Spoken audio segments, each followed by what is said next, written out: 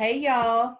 Welcome to Simple Conversations. This is KJ. Hey, and it's Alice. So pause us for a minute, grab you something to drink, come back, sit down, and be a part of this conversation. Because we have a lot to say. Welcome to Simple Conversations. Hey, welcome back to Simple Conversations. So this week, you get to listen to another interview that we're doing for our Amazing and Courageous Women series. Super excited about my guest. I'm doing this one solo. So KJ is not with me this week. So you guys will miss her voice and her humor and her laughter for sure. And she'll be back with us next time. So today I want to introduce you to a friend of mine. This is a friend that we have spanned the country. So my friend Deanna is going to join us today, and we're going to talk about the life of a military spouse. So I know a lot of people in our audience can relate to some of the things that we'll talk about and some of the challenges that you face as a military spouse, which might be different, and then some similarities between just not just being a regular spouse. I guess I can't say that, but just normal community stuff. Yeah. Okay, so my friend and we go back all the way to 2003 when we met, when we both were part of an organization that we hold very near and dear to our heart, and it is called Links, and I'm sure that will come into play in this conversation. So here we go. Please welcome you guys, my friend Deanna. So welcome to Simple Conversations. Hello. I'm so glad to have you. Thanks for having me. So this is really fun because Deanna is in California and you guys know that I'm in Virginia, but we actually happen to be together doing this podcast this weekend. I came to California for a visit and I'm super excited that we get to do this interview in person, and we're still doing Zoom, but sitting beside each other, which is fabulous. So, okay, so I want to start off by let's just get to know you a little bit. So first, just tell me about you. Tell me about you, your family, yeah. Well, hello, everyone. She said my name is Deanna, and I am a jack of all trades. Yeah. I do lots of this and that's and this and that's and a lot of spontaneity. Pretty much whatever interests me, I take off on a tangent. I have many hats, but my favorite pride and joy. I mean, I love my life and all that the good Lord has given to me. But I'm married to my Marine, and we just celebrated last week 27 years. That's absolutely fabulous. It's crazy. I'm like, oh, it's just 27 years. That's kind of like more than a quarter of a decade. And so it's more than half your life. It is more than half my life. Yeah. I remember that year when I turned, I think it was 36. And I told him at my birthday party, I said, I've been with you for half my life now. And that was a big deal. Yeah. I mean, it's not always been easy. Right. Anybody who's been married for any amount of time knows It's not always easy, but if it's worth it, and I tell people that all the time, if a relationship is worth it to you, you better fight for it. You better invest in it, and you best, make the most of it. And so, yes, we have two boys. And they are adults now, Jack and Ryan, 21 and 20. And the parenting adult children is a whole new ballgame. Yes, it is. That would be another fun podcast. So we can't even start talking about that now. It's wow. Like whoever thought that 18, I never thought I'd be away from, kick them out and dismiss from them at 18. But no, parenting does not end at 18. So those of you with littles, right? Yeah, that's true. Love every moment. That's the thing. Love every moment. It is worth it. So yes. He has been in the military. He was in the military before I met him, actually, a year before I met him. Mm-hmm. And so he's been in a long time. He was a reservist. So that was kind of like easing in to the military, just that 1 week in a month. And he did deploy immediately, like 2 months after we met. So that was kind of a crash course in military and what this life, right? And I said to someone just a while back, I said, you know what, here's the deal. We've done this separation thing. Even when he was a reservist, not just the 2 weeks in the summer, but he had a summer job where he did road crew. So no matter where I was, he was gone. Right. So for the first 3 summers of our relationship, he was gone for 3 months at a time. And so we just did it, it's what we had to do. of the mindset that you do what you have to do to pay the bills. Yeah. So you get a really good summer job and it helps put you through college or whatever needs to happen the other 9 months of the year. So yeah, we're used to that. So going active duty, then that was kind of okay. Oh, you're not going to go away? Right. Do you need to go away anytime soon? Like you've been around a lot. Yeah. Take a vacation. We can go somewhere. So we have really enjoyed the military. Yeah. Really enjoyed the military and the people. Oh my gosh. If you're one of my people that I have met, know that you got somewhere in my heart. Everybody I've taken. Yeah. Yeah. I agree love with the that. people. Mm-hmm. I think one of the perks is that we have friends all over the country and, probably in other parts of the world, which has been awesome. And thanks to social media that we actually get to, stay in touch and see their lives and still get to share, even though we go to different places. And I have loved that. For sure. Yeah. Oh yes, absolutely. Yeah. Okay. So tell us, how many places have you moved with the military? So because of the military, she's counting, you guys. She made a list. So there's 10 duty stations. Sometimes it was move to town and then move on base or whatever. So we moved more than 10 times, but 10 duty stations in the 25 years. Wow. So differently than Tim and I, because Tim saw the world, and you guys know I saw Virginia. It was very exciting. We tried to go to Japan when they sent him to Okinawa, and we were not able to do that. So we just stayed at Lejeune until we went to Virginia. So, yeah. And I'm grateful for that, because had you not been there, my world would be absolutely, I have to tell you, audience, that Alice, and if you know me, I'll call her my Alice. And when Alice says, I really think that this would benefit you, I just go. I don't even ask questions because I love it. I know she is of the personality. She's done the research. She's looked at all the options and made the best judgment. So if she says it's a go, I unwaveringly trust her, which is a lot of pressure maybe, but I know it's good. That's awesome. It's great. But it didn't start out like that. It didn't start out like that. So we'll give you a short, we'll try to shorten the version of how we met. So we were both a part of a program called LINKS, which is an acronym that stands for Lifestyles, Insights, Networking, Knowledge, and Skills. It's a Marine Corps Spouses program of mentors sharing knowledge. And so what we did is we just taught other spouses kind of what it was like to be a part of a military community, which is very different because it's a lifestyle. It's there's a lot of different things from the uniform that your spouse wears to how your medical coverage works to what your benefits are and what your benefits are not, and deployment, understanding their job and moving, literally every aspect of the military life. It's a great program. Oh my gosh. Don't get us started. What the chain of command or communication is, depending on what side of the uniform you are. Anyway, it was seriously one of the best experiences of both of our lives, we would tell you. And when we met, we were both asked to step up into leadership roles in that program, and we didn't know each other. We had only seen each other at a few monthly meetings. We didn't really even know each other.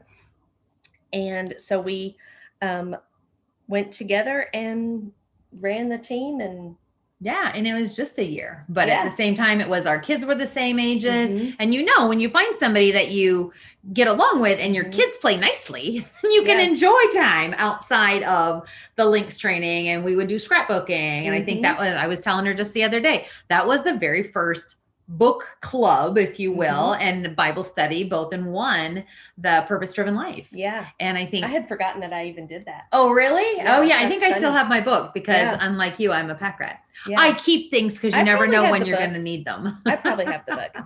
That would have been in 2004? Yeah. Maybe 2004, 2005? Spring of 4. Yeah, we moved in 5. So, okay. So 2004 or early 2005, maybe probably. Early. So I've been doing book clubs ever since. Yeah. I continue to do them. Yeah. I love that. I love bringing women together and learning new things. But I had forgotten about that. So we had an amazing team. We were able to do one of the very first traveling LINKS teams. Well, and I will say, once we brought back, there were other travel teams that Marine Forces Reserve had long ago, but once, now that we were 2003, 4, and the op tempo, the deployment tempo was all over. I mean, active duty Marine Corps and reserve Right. Units were being activated. And so a unit in Kansas City, we had a couple of our mentors that had moved there, and they said, hey, you come do a class. Oh, I forgot they were there. Yeah. That's Leah Proudie was there. And somebody else. Yep. Was it Denise? Nope. Oh my goodness. Yep. I can see her face, but I cannot pull her name. It'll come back. It'll come back in the middle of the night, I'm sure. Anyway, so we went to Kansas City. We did. Oh my gosh, this is so easy. We should promote this. We should have a traveling team. My gosh. Yeah. And then fast forward 2007, and we got assigned back on I instructor duty, which is for those of you, that's the reserve world. Yeah. So it's active duty supporting reserve companies around the country. And so we were at our hometown in Boise, Idaho. I just, the questions, the tempo, everything was deployment. And these spouses, I remember going to Connie Bryant, the Marine Corps Family Team Building Director at the time for the reserves, saying, how do you not have a links team? You need to send me something. And she said, well, then, put your money where your mouth is and do it on money. But then lead it, then come. And it was all volunteer force. All of it was volunteer. So did some training out of New Orleans, and of course, the first person I went to was Alice. And she said, I don't know anything about the reserves. I'm like, I can teach you that. You know links. Like, I trust you implicitly to help me brief these service members. And that's where it is. I mean, by then we'd had a great foundation of a friendship, but I needed somebody that I could trust implicitly with the knowledge and to give a good training. And we clicked so well. And so that was fun, because we would do weekends. Yeah. We created a team and, hey, meet me in Philadelphia. Hey, can you meet me over here? And Debbie and I first one went to Rochester, New York. And my husband would just say, like, this, right? Like, you guys fly in Friday, teach Saturday. I get that you're teaching all day Saturday, but I know you go and do dinner and you do, whatever you're doing. And then we just fly home Sunday. Yeah. And it was the best girl time, but really we were building a program, and we knew what we were doing was great. But we got to still, stay connected through that. I wish I had kept track of all the places that we have been. Oh, I have them. It was like 109 in 2 years. Like, I wish I had kept like the room keys of the hotels. Oh gosh, no. Or like a map with all the locations or something. Yeah. Because sometimes I have friends here. Well, funny story. A couple summers ago, we went to Newburgh, New York, because a friend of mine, her father passed, and he lived right outside Newburgh. And we went up and we were eating dinner, and I was like, oh, I've been to West Point before because we taught a class there, and we're eating dinner, and I'm like, I've been here before. I've actually sat on this patio and I've had dinner here before, and I couldn't remember it to save my life, and I had to go back and say, Brendo, when did we do this? Yes. Yeah. But So sometimes people will mention a place, and I'm like, oh, I think I've been there. Because there's it's 180 some reserve sites that we supported with events. And we did it for years. Oh, yes. It was wonderful. Yeah. 8 to 11. I did it from 2008 to 2011.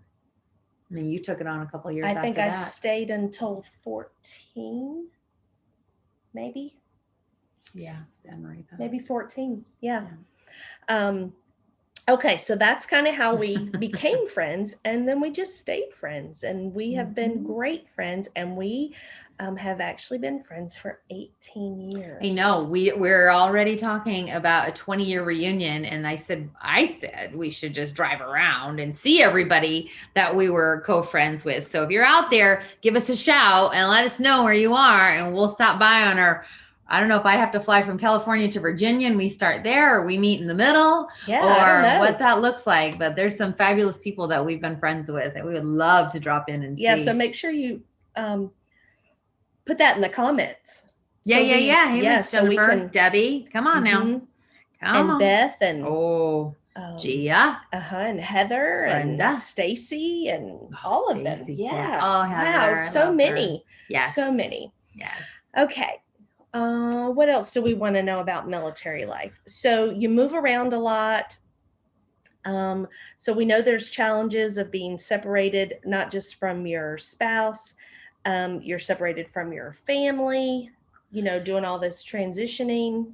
I think one of the most important things that I learned, it was like I remember when our first duty station, like I said, he'd been in the Marine Corps Reserves for 8 years. So I was used to, and I thought I knew so much, and I was so naive. But my mom drove to Kentucky with me. Ron was finishing up tank school, and we were going on to North Carolina. And it dawned on me, I was probably 26 years old. And I brought my mom to the airport, and I said, don't leave me. Like, he was doing all these things, and I had the comfort of my community. Right. I had the comfort of my hometown where I had grown up, and it was all good, and it sounded good to get out of this podunk little Boise, Idaho. But oh my gosh, you're going to leave me and I will know nobody. And my husband, he was at the airport. He drove. And I'm just standing there telling my mom, please don't get on the plane. Please don't get on the plane. Don't leave me here. And he's like, what am I, chopped liver? Like, are you kidding me? Come on, we're starting our next chapter. And I'm like, yeah, no, I just can't have my mom leave me. And we laugh about that, but she's like, you're a grown adult woman and way into adulthood. Right. And here you are acting like you're, dang 18, 19, 15 years old. So, and I was really scared, and I will tease that the Army wives were mean to me, but I was kind of a snot to them. Well, I said I wouldn't volunteer because I get paid to work. Like, I don't give my employment away for free. Fast forward. Yeah. Right. She's laughing because fast forward 10 years and I was with the unit. I was volunteering with the spouses program, 40 hours a week. I was plugged in with links. That had to be at least 30, if not 40 hours a week. And my husband was picking him up childcare. Like, when you have your passion, that's right, you'll do it for free. Yeah. If you get paid, that's even better. Right. Like, now the things that I go and travel and speak about, if I can get paid for them, that is amazing. But yeah, finding your passion is so very important, and keeping your identity. I think that's a motherhood thing. Yeah. Maybe we'll talk about when we get to kids, but as we move from duty station to duty station, like Ron and I, this is of course, years before we had GPS and all of that, but we would just drive around and get lost. What better way to learn your new duty station than to drive in the outskirts of the other towns on a, Saturday morning and just get lost and find your way back. But that's how, before we had maps, that we would find things. And it really, he was my best friend. He was my only friend. So default best friend. He's the only one I knew until we made friends through, whether it be through the unit or through the neighborhood or anything like that. And now I scroll through and I see like the Friendly Wives pages or anything like that of our whatever duty station. And I love that people are out there saying, I'm new to town. Who wants to get together? Who wants to do a pizza night? Or oh, that's fabulous. And I like that. And I hope that it does truly for them come to fruition, that they do meet people that, and not everybody gets along. Right. That's a personality thing. Sure. And so I don't want anybody to feel defeated because they haven't met their tribe yet. Right. You know what? Don't ever stop just because the people, or think that you're stuck with these are the people you have to be friends with because they were the first ones that reached out. And I think, not hurt feelings, not anything going, this is just not for me. Yeah. And, but boy, once you do find your tribe, it's great. It's fabulous. It's deployments go by so much faster, and you're plugged in and you're doing things together. Be one. Some people, my youngest son will tell you that relationships are hard. Like, he doesn't need a whole bunch of friends, right? Because that's hard. Yeah. and their work. And yes, again, I go back to if they're important to you, he's also your introverted child. Yes. You will put in the time, right? Because they're important to you. Right. And it's, not to be corny, but you need to, hey, I love you, man. Because they mean something to them. So yeah, I think getting plugged in is really important, and easier said than done. I mentioned this just the other night. After, I think I counted one time, I did 15 moves. So after our 15th move, I thought, oh my gosh, we're stationed right now at 29 Palms, California. And some don't like it, but it is my favorite duty station because it is a tiny, teeny, tiny little community. But guess what? You see people all the time. Yeah. Because we all hang out in the same, 15-mile radius, and you see the same people. And then, it just feels like you are a part of it. So for those of you who are struggling where you are, get out of your house. Right. Go walk around the park with somebody, go to a bookstore, go to read, find something that you're comfortable with, and just be patient. Yeah. We always told the Marines when Tim was still in, never judge the Corps by your first duty station or your first command. Oh yeah. Yeah. You just, and give it a chance, give it some time. And someone who, like I said, when I first was introduced to Alice and, she's going to be your mentor manager, I didn't know much of her, but I do remember she was kind of brass. Like, really? really? She's kind of opinionated. No, okay. Well, if she can do her job, I need her to do her part so I can do my part. And we just left it at that. Yeah. But, That's funny. right? I was Yeah. thinking about that. I was like, I didn't know her, but I did know her. And I went, huh, okay. Okay. I was strong. She was very strong. Yes, she was. And then again, being the new girl, Right. I thought, oh my gosh, certainly I've outgrown this. I am, old enough to know better. Yeah, I was kind of the new girl too, though. We just didn't realize that No, because I'm I saying was now, in 2019. Oh, I and thought I'm you were making talking my about the team. no, Okay. now my dang 15th move, and the Okay. military's got me going somewhere back Right. to a duty station where I knew people. Like I And had they're my gone. Andrea, and well, no, she was still there, so I thought it would be an easy transition. We even moved back into the same house Oh, after wow. 5 years of being gone. Right. Right. That very seldom happens in the Marine Corps, in any military situation. But I still went into an event as the new girl. I Yeah. still walked up to a different command, a different building. Right. It was like this little moment of, and I thought, I know better.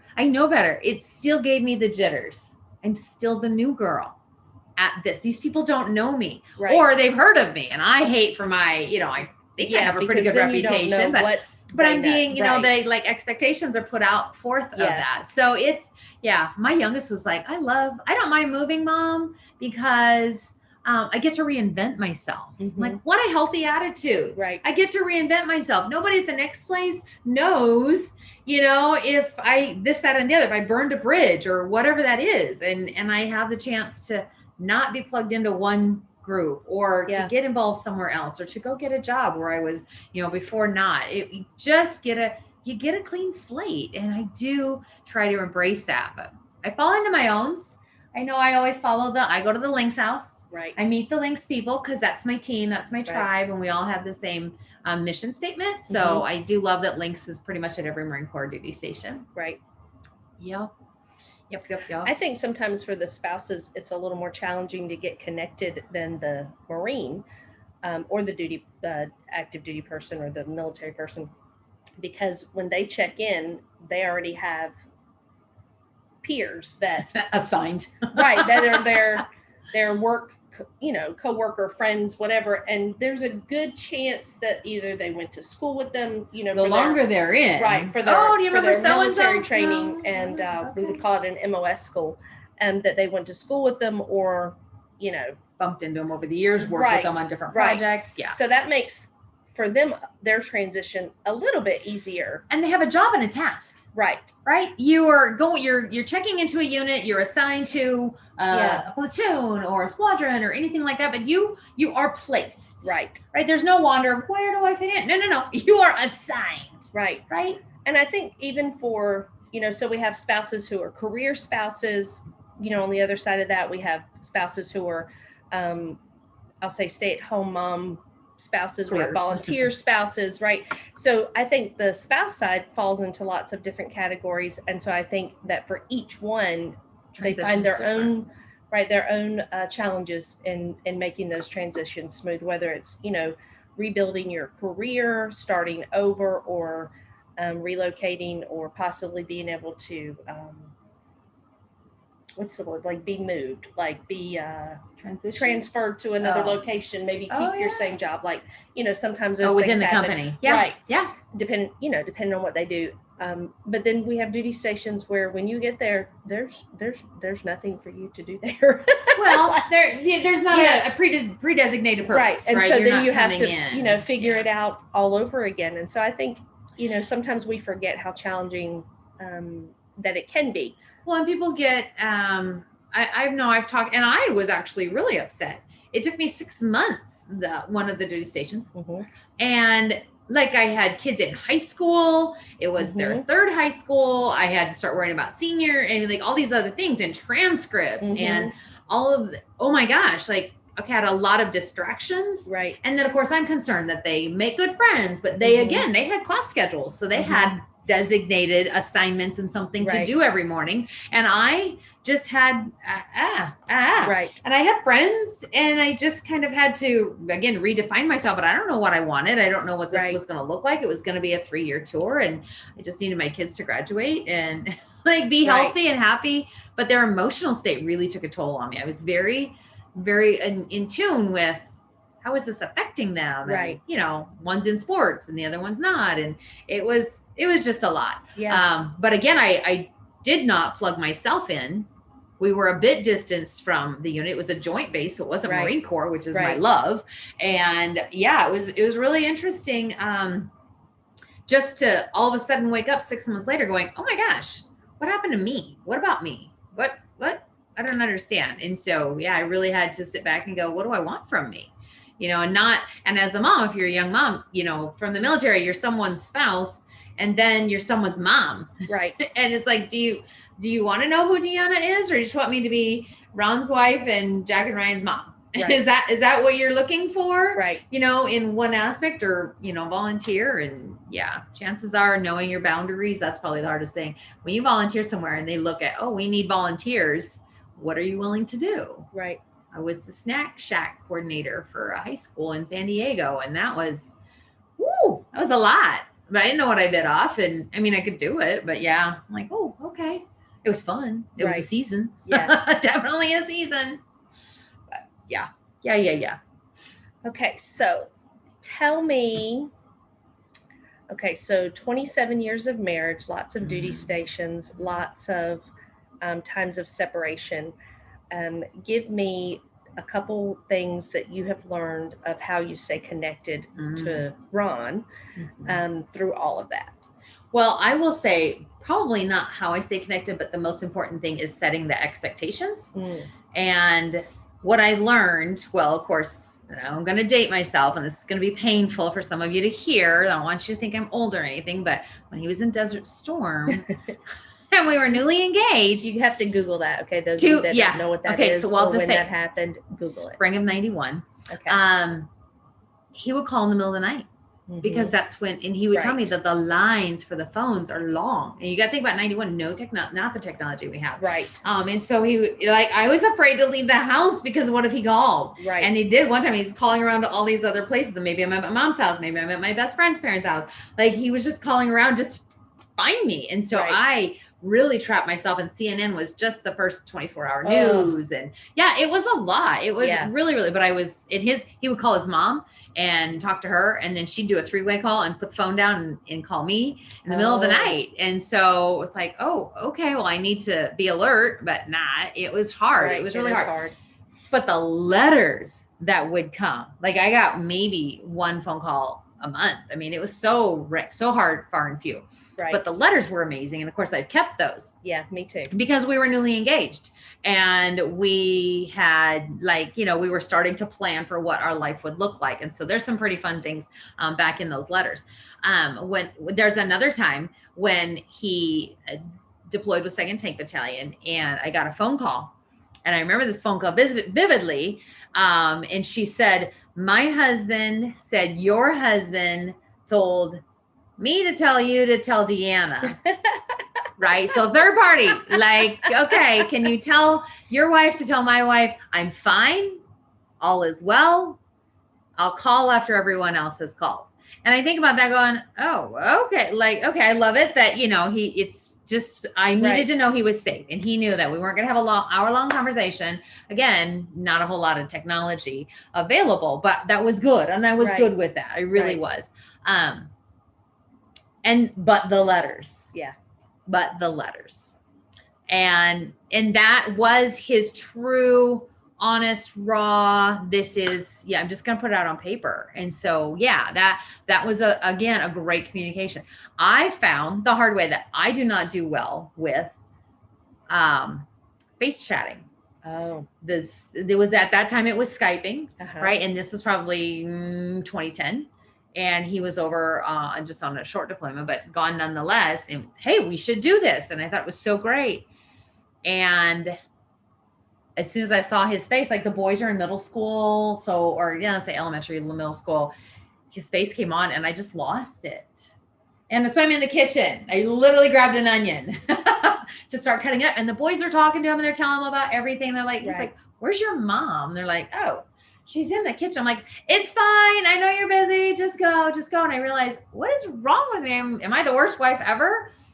Seeing him just took that wound of the separation and poured salt on it. Yeah. It made it so hard for me. When we talk about communication being body language and Right. tone Yeah. and just that physical, right there. And then the words, like, I can read your words all day long. I can't. And I didn't want him to see me as weak. I thought it was like, oh my gosh, I think my wife's going to fall apart and I'm going to have to go back early from deployment. Like, that's an option. Right. Yeah, so I will say, know your service member, know what the preferences are. Cause he's like, I don't want to stand in line for 3 hours to get your voicemail. Right. But I did make him leave me voicemails before he left, because when I want to hear his voice, I have no control over talking to him. He can call me. He has control more so than I do to find him wherever around the world he is. Right. But boy, if I'm missing him, I'll just hit the voicemail button and I can hear his voice and then I'm good. So yeah, that's really the biggest thing. Like, we use technology, depending, but we don't ever, we always say when we have a communication plan, the bottom line is, here's my orders, here's my command. If I'm not back on this date time, like, call my command. Like, really, truly, here's my timeline. It's never, ever on date. So here's our just abouts, and with the unit, keeping communication with them. Right. If we lose comm and I don't sit and wait for phone calls. I don't expect him to spend hours, because that's just not him. No. And I don't have that expectation. Right. Nor can they do that and do their job. Right. And I think sometimes I've talked with other spouses and someone will say, oh, well, my husband deploys and he has a phone near him. So they call all the time. I know a friend whose husband was on the FaceTime. She took the iPad and went to the grocery store and walked around with him in the grocery store. Oh, wow. That's a whole lot of time on their hands. Wow. That is not anything I have ever been afforded. Right. But, and that, to some spouses, like, I can't believe, why don't I get that kind of time? Because obviously every service member, no, that's not true at all. Not true at all. So I think those expectations are huge. We set those and the boundaries, and we know what we would like, of course. But the reality is, we had soccer practice. We have life going on life here. Happens here, right? Sure. And and just, when coming back, that they're like, what do you want? Do you want a big party? Do you want nothing? One time he got back, it was like 2:00 in the morning. And my 2 and 3-year-old are following him around. I'm like, the next day shot. Like, this is crazy. This isn't what I remember us talking about expectations coming home, what that looks like. Because what I wanted for him and what he wanted were not the same thing. And so, being able to talk about that was huge. And we have years of letters as well that I cherish. Yeah. And then, there's sometimes, like, and I will say, and we talked about this earlier, deployment, the number of deployments, I don't even bother. That's like, how many diapers did you change? Right. Were your kids like, why? No, it does nobody any good to count them, because it harbors ill. It really does set for me. Yeah. Right. And to say, listen, you got orders, come and go. At one point they were like, we were at a duty station, like, hey, can you go in a week? He's like, I can go in 2 days. What?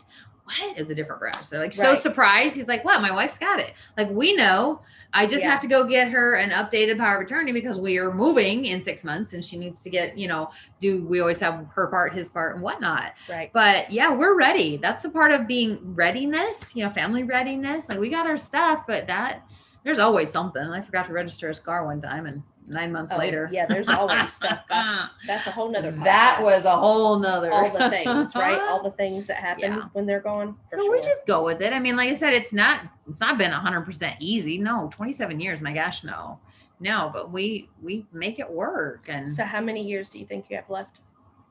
Like, what's that look like? Married? No. Married is until death do us part. Okay, one of us has to die. Do you want me to set my date or what? like active duty. What's that look like? So he has been obviously a career Marine, and so he can stay. Like, the service limitations probably looks like another 5 years. Okay. Yeah, and he's past his 20, obviously. So I don't know if it's freeing for him to think that he would, but I know that the military life is not for every couple. Right. And sadly, I've seen some marriages that don't survive. Withstand it. Yeah. And so for that, my heart breaks.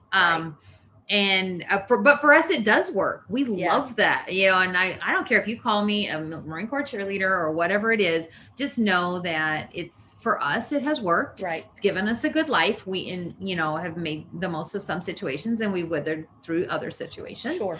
So these next 5 years, we just did a 2-week vacation in Idaho at the family farm and Yeah. with our kids. And it's harder to leave our kids because I know they're going through awesome young adults, like life things and what's Right. happening. And I wish they would come home on Sundays for dinner. Right. I'm envious of my friend who says, oh yeah, they just come over for, dinner and laundry. Yeah, on Sunday. And I know they're obviously not coming down from Idaho to California, but they're both up there and around my other family. So that's nice that they're near them. But you know what, 5 years is going to fly by in such a heartbeat. And it's, different mentalities, like, oh my gosh, I can't believe it's ending in 5 years, but I'm so excited by how many things could happen in 5 years. Oh, for how sure. many people are going to come into my life that are going to, that I will learn from, that maybe I can work with them and share things with them as well. I'm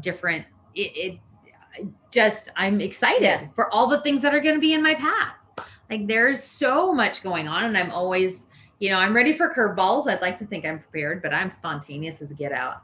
Like, hey, why don't we just do this weekend? And even just this, bringing you to the airport in the morning. Let's just go tonight. Well, there's things that I don't get hung up on. And but yeah, 5 years is going to fly by. And if you just think about, 5 years ago, we left the desert and went to San Diego, and then went to Pennsylvania, and then went to Tampa, and came back to 29 homes, all in the span of 14.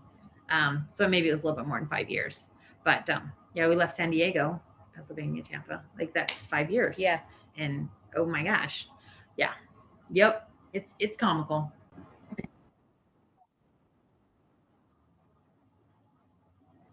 So yeah, you're right. 5 years is going to go by super fast. It is. But one thing I'm quite assured of is that, some of the friendships that I've made along the way, thanks to technology and social media and such, I'll be able to, I'll obviously still stay in touch, but some of the friends that I've made are because of the military. Right. Friends become family. We call that family. Right. But they won't go away just because of that. The military, lifestyle has changed for us. And, we talk about it, and I will say, I heard it and I love it. I'll tell it time and time again. People come into your life, and you have friends for a reason, like a deployment. And that's okay if after the deployment, then that friendship maybe falters off and goes away. Your friends for a reason, a season. So that might be where you live, right. A duty station, or right. a mom, like, play groups, or middle school or high school sports or something like that. And then when that season is over, that's okay if those go away. But then there's your friends for a lifetime. Right. And those are ones you truly treasure. And I know that there are some people that if I truly had an emergency, all I would have to say, call them up and say is, I need you. And they would be on the next plane out. Right. And that is, I love my family. I come from a fairly big family. I know that my sisters and my brother are fabulous, and they would do anything for me. But I think it's something that I treasure, that I've also made friendships that would drop everything for me. Yeah, I agree with that. We talk about, KJ and I have talked about container friendships, which is kind of what you're talking about. So we make friendships within those spaces that we occupy, whether it's a job, a neighborhood, a church, your kids' school communities, those types of things. And when you leave that container, or someone leaves the container, often the friendships don't survive that without a lot of work. So and then what is it they say? You have friends for lunch and friends for life, and you got to know the difference. Don't try to make those lunch friends your lifetime friends, because that doesn't work very well. But when we left the military, we maintained our friendships with the people that, Sure. ones that mattered, whether it's an occasional post on Facebook, or a reminder picture pops up and you tag them in it again, or even if it's just a Christmas card. There are people that were very specific and meaningful in your life that you want to always have some type of contact with, to treasure that relationship. Yeah. Oh yeah. Yeah. So I agree with that. And I do. I think that the time goes by faster than you realize. And then when it's over, you're like, oh, wow. Now we look back and Tim's been retired for 10 years. 10 years this year. Yeah. Yeah. Wow. And it's gone by really fast. And at the same time, it seems like that lifetime was 100 years ago. Right. Yeah. Being on base with you this week and being around those young Marines in the uniform, like that's just a wonderful memory, like a great part of our life. And I will never regret the time that we spent in the military. We had a lot of challenges, but we had a lot of rewards and we have just a lot of great memories. Yeah. Making most of the moments. Yeah. What is it? The poster? Nobody promised you a rose garden. They tell the Marines that. Yeah. Well, that's right. Was it part of your vows that it was going to be fabulous the whole time? Like you may not get the first duty station that you pick or that you want to go to, but at the same time, like how can you make this the best? Because 2 years is a long time to be miserable. It sure is. And you can do anything for 2 years. So really, it's fine. You just make the most of it. And it is so much mindset and amazing. That is so true. My motto became, you can do anything for a little while, because everything is really just for a little while. Right. And then it's going to change whether you intended it to or not. Right. Yeah. Yeah. Well, thank you so much for joining us on this podcast. It's been great talking with you here and being able to share our memories and just some of this perspective with our listeners. So thank you again for being here and making time for us. Absolutely. It's been my pleasure. Okay, listeners, thank you so much for tuning in. So I don't know if you were driving while you were listening or folding laundry or what it was, but if this was significant to you, make sure you share it with the other people in your life that you know that it will be significant for. So again, as always, thank you for listening. KJ will be back with us next time. Have a great day, and thanks again. Bye.